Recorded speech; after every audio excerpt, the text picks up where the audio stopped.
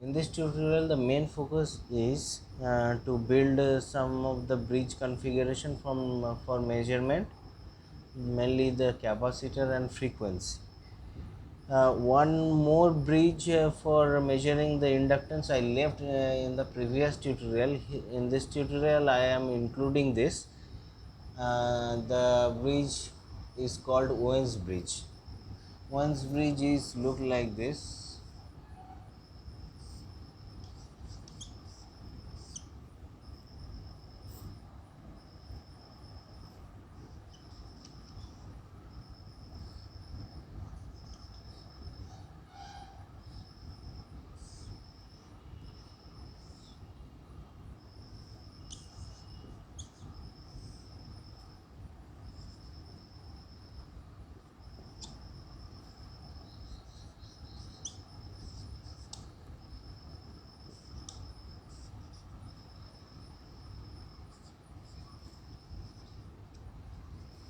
Okay, this bridge actually measures the inductance in terms of capacitance. Here we are using capacitance.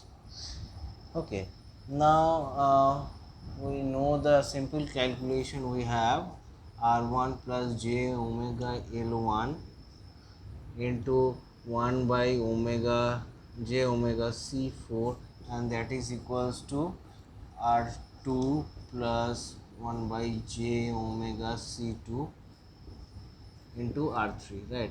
This is the basic equation um, for measurement of impedance for balance condition. In this, by solving this equation, and means if we just extract the real part and imaginary part and separate it, we will get the result as this L1 is equals to R2 R3 into C4, and R1 is equals to R3 C4 by C2. These are the two equations we found from this solving this equation. Okay, uh, here also there is no frequency term available in the in this two equations, and this is one advantages, and wide range of inductance can be measured through this Owen bridge. But yes, I have already discussed this variable variable capacitor is used, and this is not at all economic. And if this C2 is very large, then uh, means actually the from the economic point of view, this variable capacitor should not use. Okay, these are the few disadvantages and advantages of Owen bridge. Okay, up to this we complete the measurement of inductance. Now we have to go for the measurement of capacitance, right? So measurement of capacitance through induction, this AC bridge, there is one configuration called de-Sauty bridge.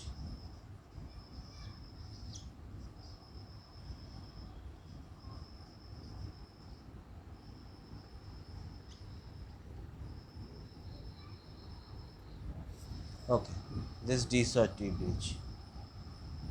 Here actually we are comparing the two capacitor to find capacitance. Here the configuration of the bridge is like this is very simple configuration. This is the main advantage of the de-Sauty bridge. Here C1 R3 R4 C2. Okay, now what will be the equation? 1 by omega j omega C1 into R4, and that is equals to 1 by j omega C2 into R3. Okay, from this equation we can find that this C1 is equals to C2 into R4 by R3. Okay, so this is the value of the capacitor, unknown capacitor C1. And the main advantage of this bridge configuration is this is very much simple configuration. Now there is one modification added with this D-shorty bridge, that is called modified D-shorty bridge. What are the modification? It is look like this. This is R. There are two resistor is used. Say this is R1 and this is small r1 and this is C1. Here also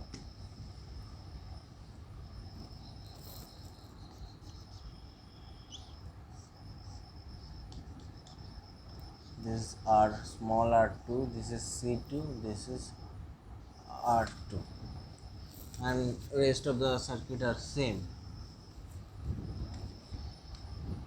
And if I just do the calculation, we will get the C1 by C2 is equals to R2 plus this small r2 divided by R1 plus small r1, and that is equals to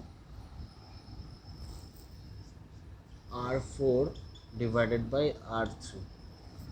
Okay, so this is the condition for balanced operation of this bridge.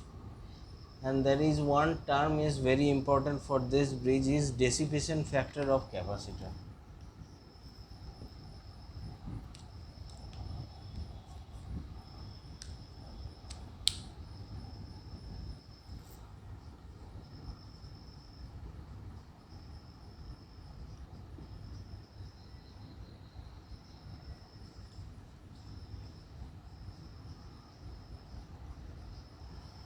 Dissipation factor of capacitor is expressed as D. For this capacitor C1 we have dissipation factor D1, and that is equals to 10 delta 1, and that is equals to omega C1 small r1. And for this capacitor we have dissipation factor D2, and that is equals to 10 delta 2, that is equals to omega C2 this small r2. Okay, so these are the two types of D-shorty bridge, and one more bridge is used for measuring capacitor, and that is called scaling bridge. Okay, scaling bridge. Hey friends, I am just taking 20 seconds of your valuable time. I hope you have subscribed my channel. If you are not, then please subscribe it, because this contribution from your side will really encourage me to do more videos like this. And if you find this video helpful, then please hit the like button. Thank you. And these bridges look like, here we have used capacitor and resistor C1 R1, and this is C2, and this is R3. Here, like Maxwell induction capacitance in induction capacitance bridge, it has this R4 and this C4, and they are variable in nature. And we have the detector circuit here. Now if we just write down the balanced equation, we will get the result as this R1 is equals to R3 into C4 by C2. Okay, this is the first finding, and we have this capacitor C1 is equals to C2 into R4 divided by R3. Okay, and the dissipation factor for this C1 and this C4 is equals to these values are same, D equals to omega C1 R1, and that is equals to omega C4 R4. Okay, so up to this we are measuring the capacitor using different kinds of bridge.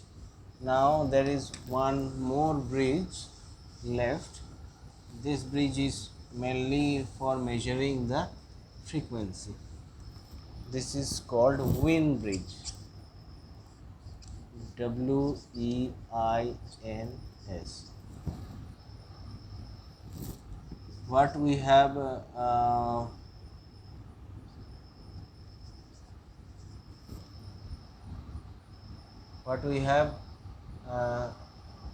another bridge for measuring the inductance, that is Wien bridge, and this is Wien bridge for measuring frequency, right? Now this bridge is look like here R1. Here we use a parallel capacitor, say C1, and this is R2, and there is a series capacitor C2.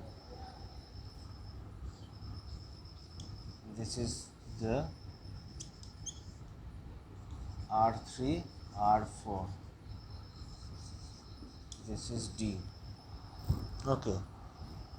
Now if I do the calculations, means the condition for balanced operation, we will get R1 plus 1 by j omega C1,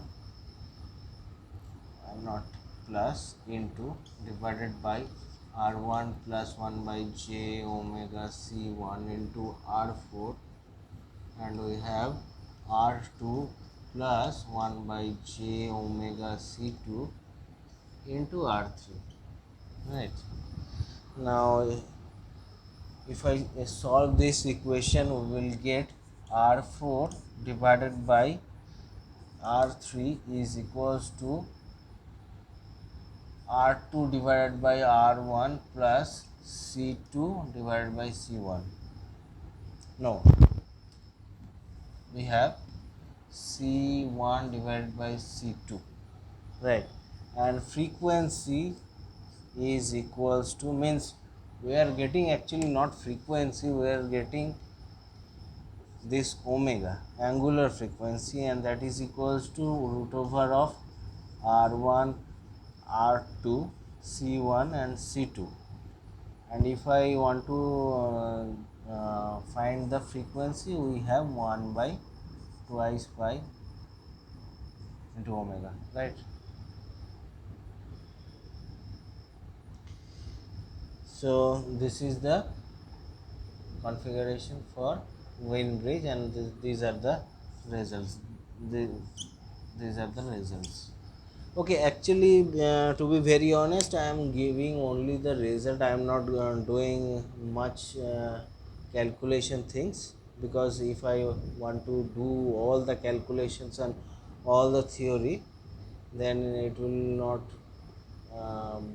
means we have not that much of time for GATE exam. We have only 5 months remaining, so I am just I hope that you know all the things. I am just recapitulate these things, and just means just remembering the various formulas and practicing the problems again and again.